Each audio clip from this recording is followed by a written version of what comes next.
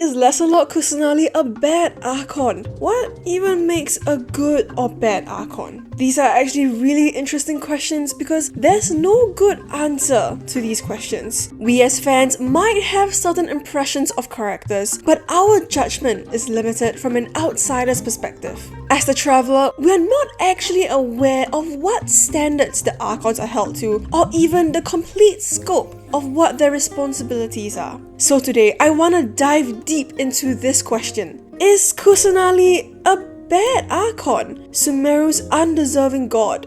And the answers I came to might just surprise you. So try to watch the video till the end if you can, and hit the like button while you're here. So firstly, what do fans of the game actually think of Kusanali? Well, Genshin Impact fans widely consider Kusanali to be the best Archon because she cares deeply about her nation's people. She soothes their worries via her presence in their dreams and even directly intervenes to help some with their personal issues, like Dunyarzad. She kept the girl company when she was sick and bedridden, and this went a long way in helping Dunyarzad feel less hopeless and lonely. Kusanali is, by far, the most compassionate and active of the 4 Archons we've met, and I think this is why many people sympathize with her and feel that her lack of respect and authority given to her by the people of Sumeru is undeserved. But who thinks that Kusanali is a bad Archon?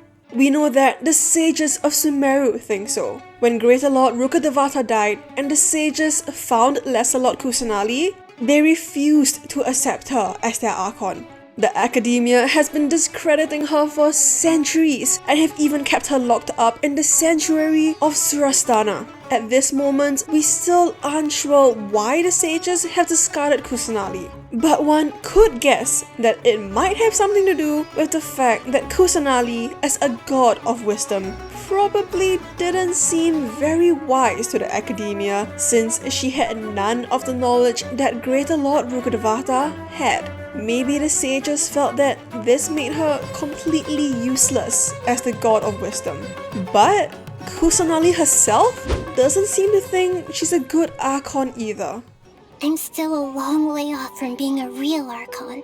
If I were a competent Archon, I wouldn't have let my most faithful follower die at the Sabzeruz festival with so many regrets. Kusanali is clearly a little bit insecure about her position as an Archon. She sometimes feels powerless to help her people and is definitely aware that not everyone in Sumeru acknowledges her. And even though both the Traveler and Paimon try to reassure her, this logically isn't an insecurity that would magically go away. But is Kusanali's self-assessment about her not being good enough to be a real Archon correct? Let's discuss. Taking a look at Kusanali's history and abilities also gives us some perspective when it comes to her position as an Archon. Kusanali is the youngest and the least experienced of the Archons. While most other Archons have been alive for thousands of years, Kusanali is canonically only 500 years old. I said only, but for reference, that's probably younger than other characters like Ganyu or Xiao. And this age shows. One thing that is very striking when you first meet her is that while Kusanali is the god of wisdom, she actually doesn't know as much as you would think.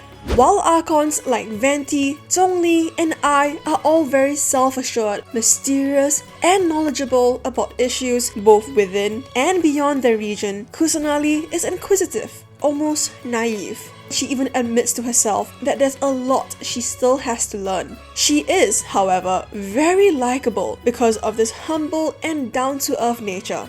But as an Archon, this works against her because she doesn't have knowledge or experience to fall back on to exercise her authority over Sumeru. And exercising control isn't just a matter of making some kind of political power play. According to Venti, it's part of what gives an Archon their power and is implied to be a duty they are responsible for fulfilling. Perhaps this is a duty given to the Archons directly by Celestia. Each Archon presides over their own part of Teyvat. That is the role the Archons play. Only in performing this duty can we attain power. Though Venti doesn't actively oversee or control Mondstadt, Zhongli used to before he stepped down, and Ai definitely has a firm grip over Inazuma. But I don't think direct rule is the only way Archons control their people.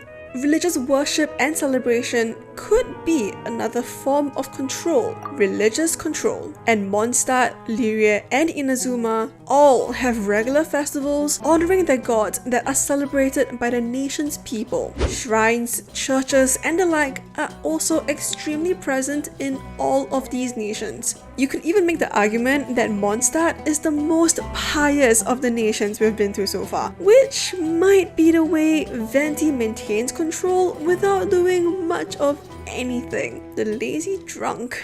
In contrast, the Sabzeruz festival was hijacked by the academia and shut down because they disapproved of it. Kusanali couldn't even have her own festival celebrated by her people without it being interrupted and wiped out. So Kusanali is young, inexperienced, lacking in knowledge, and has little to no control over her people. All of this results in Kusanali actually being the most powerless of all the Archons we've met before. So this begs the question, what matters more when deciding if an Archon is a good or bad one?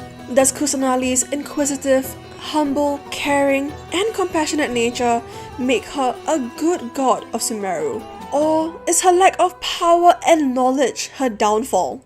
I think Kusanali is very likable and her heart is pure. But while her actions are admirable and she's a very likable character, there is a big picture to the role of an Archon that has to be addressed. Archons are not meant to be the friends of the people. They are their gods. Godhood comes with some responsibilities, probably designated by Celestia. While we don't know all of these responsibilities, we do know a few of them and can guess at what some of the others might just be. Firstly, gods clearly require some amount of control over their people. Not only is this important for giving the Archons power as previously mentioned, there's possibly an even more important reason for it that we aren't told about yet, and it might be required out of the Archons by Celestia. There's probably a very good reason why Venti, Zhongli, and Raiden, despite their wildly different personalities and values, all still maintain control over their people in some forms.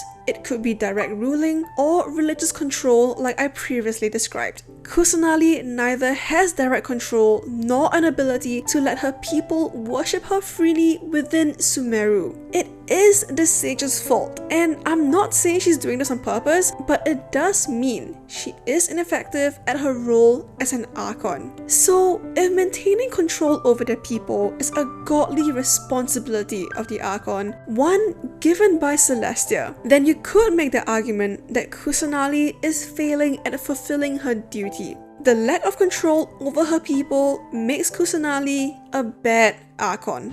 Another point I'd like to touch on is something I mentioned earlier.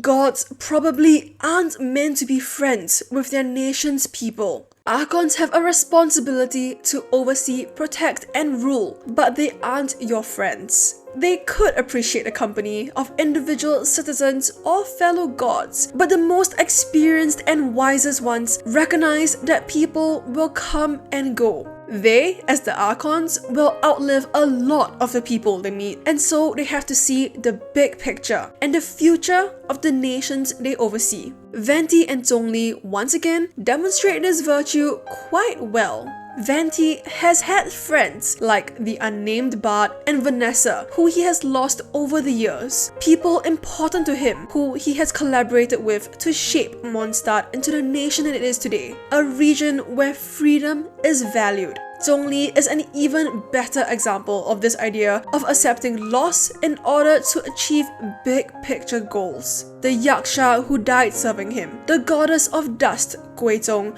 who Morax founded the Guili assembly with, and Machosis are just some of the many examples of the people close to Zhongli who he lost during their time protecting Lyria from external threats.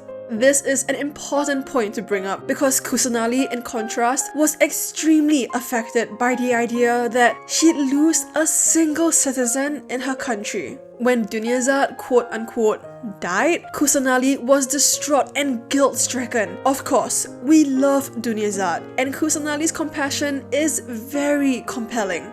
But if you take a step back and think about it, Dunyazad really wasn't very important at all. Her being lost isn't something to stress over if you're the god of Sumeru and you have to worry about an existential bigger threat like the sages of the Academia. While we can sympathize with Kusanali in this scene, it demonstrates her lack of experience of losing the people who she cares about.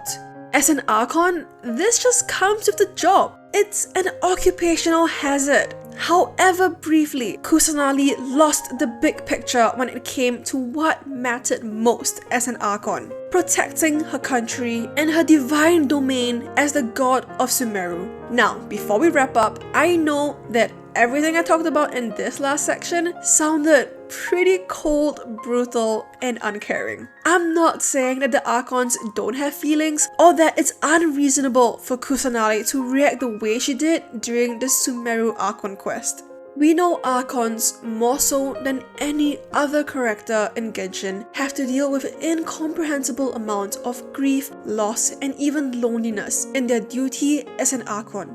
We get the impression that all the Archons are really jaded to a certain extent, just worn down and tired from the responsibilities to uphold their nation's virtues and continue living and ruling over their people. Kusanali hasn't gone through what many of the other Archons have, which is why she does the things she does and she feels the way she feels. I personally think that calling Kusanali a good Archon wouldn't be accurate, but calling her a bad Archon would be rather uncharitable. I think that by looking at Kusanali's character critically, especially in contrast to what the other Archons have done and gone through, it gives us a better appreciation of the weight of the responsibilities the Archons are saddled with. And it shows us the path Kusanali probably has to take to improve in her role as the Dendro Archon so that she can be a better god of wisdom over time. So, what do you think? Is Kusanali a bad Archon? Or do you think she's still got room to improve on so that she could become a proper god of wisdom one day? Thanks for watching, and Godspeed, Traveler.